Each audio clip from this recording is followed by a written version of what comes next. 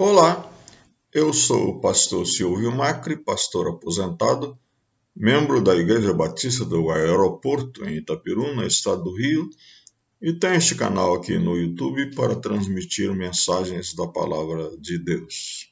Nossa mensagem de hoje tem como título Lições de uma Plantação e está baseada no Evangelho de Mateus, capítulo 13, os versículos 1 a 9, e depois, no mesmo capítulo, os versículos 18 a 23. Leiamos. Mais tarde, naquele mesmo dia, Jesus saiu de casa e sentou-se à beira-mar. Logo, uma grande multidão se juntou ao seu redor. Então, ele entrou num barco, sentou-se e ensinou o povo que permanecia na praia. Jesus contou várias parábolas, como esta. Um lavrador saiu para semear. Enquanto espalhava as sementes pelo campo, algumas caíram à beira do caminho e as aves vieram e as comeram. Outras sementes caíram em solo rochoso e, não havendo muita terra, germinaram rapidamente. Mas as plantas logo murcharam sob o calor do sol e secaram, pois não tinham raízes profundas. Outras sementes caíram entre os espinhos, que cresceram e sufocaram os brotos. Ainda outras caíram em solo fértil e produziram uma colheita 30, 60 e até 100 vezes maior que a quantidade semeada. Quem é capaz de ouvir, ouça com atenção. Agora, ouçam a explicação da parábola sobre o lavrador que saiu para semear. As sementes que caíram à beira do caminho representam os que ouvem a mensagem sobre o reino e não a entendem. Então o maligno vem e arranca a semente que foi lançada em seu coração. As que caíram no solo rochoso representam aqueles que ouvem a mensagem e sem demora a recebem com alegria. Contudo, uma vez que não têm raízes profundas, não duram muito. Assim que enfrentam problemas ou são perseguidos por causa da mensagem, cedo desanimam.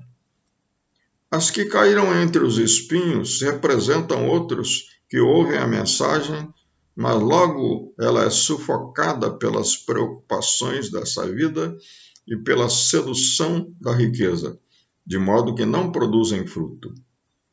E as que caíram em solo fértil representam os que ouvem e entendem a mensagem e produzem uma colheita 30, 60 e até 100 vezes maior que a quantidade semeada.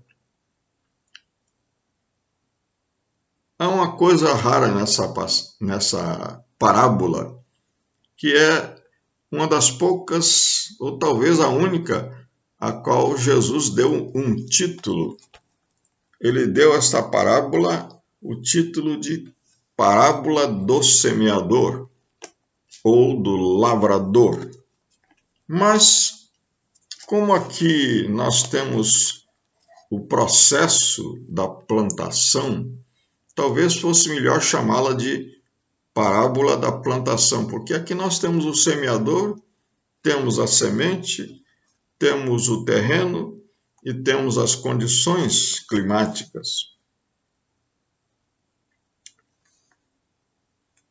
O assunto dessa parábola, o tema dela, é que por mais clara que seja a mensagem, muitos não entendem ou não querem entender o seu conteúdo. Muitos até aceitam a mensagem, mas não se firmam. Muitos outros também não aceitam. Muitos outros também aceitam, porém, sem nenhum resultado positivo. Mas, felizmente, aqueles que aceitam de todo o coração e a mensagem produz efeito em suas vidas. Aqui nós temos Jesus rodeado por uma multidão. No Evangelho de João, capítulo 2, versículo 23 e 24, o autor, o evangelista, nos diz que Jesus estava sempre rodeado de multidões que o seguiam por todo lado, mas ele não se deixava enganar por elas, pelas multidões, pelas pessoas que andavam atrás dele, porque ele conhecia bem os corações humanos. Realmente, diante desta cena que se repete sempre, ele conta essa história, essa parábola sobre o agricultor, o lavrador, que plantou um campo e os resultados do seu trabalho. Esta parábola nos traz algumas lições. Por isso, nosso título, Lições de uma Plantação. A primeira lição que nós temos aqui é que o lavrador lança a sua semente no terreno todo.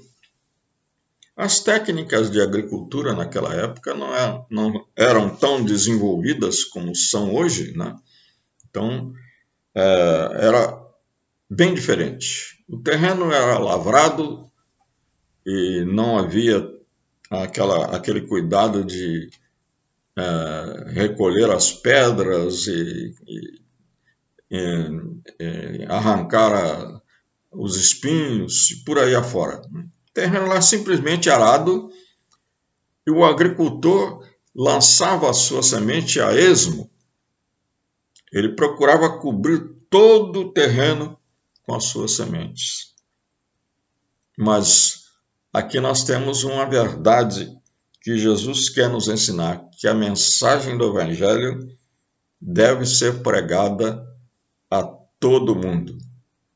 No versículo 38 desse mesmo capítulo, falando em outra parábola, Jesus diz: o campo é o mundo, e o mundo é aquele que ele mesmo mencionou lá em João 3,16, quando ele diz: Deus amou o mundo de tal maneira que deu seu Filho unigênito para que todo aquele que nele crê não pereça, mas tenha a vida eterna. Este mundo, então, é a humanidade, é o campo do Evangelho.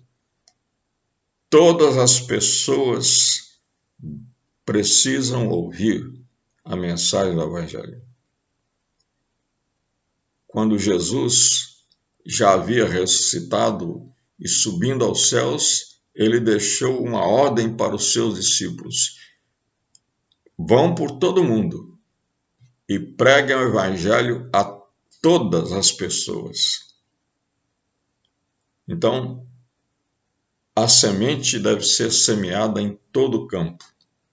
A mensagem é para ser transmitida a todas as pessoas, sem acepção, sem discriminação. Aliás, sem discriminação de culturas, sociedades, pessoas, nações. Todas as pessoas precisam ouvir a palavra do Evangelho.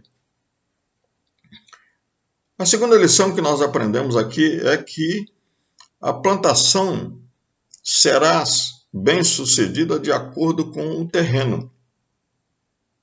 O problema não está no semeador. Ele sabe como fazer o seu trabalho. Ele já arou o terreno, ele já preparou tudo. E ele está acostumado a trabalhar na lavoura, na agricultura. O problema também não está na semente.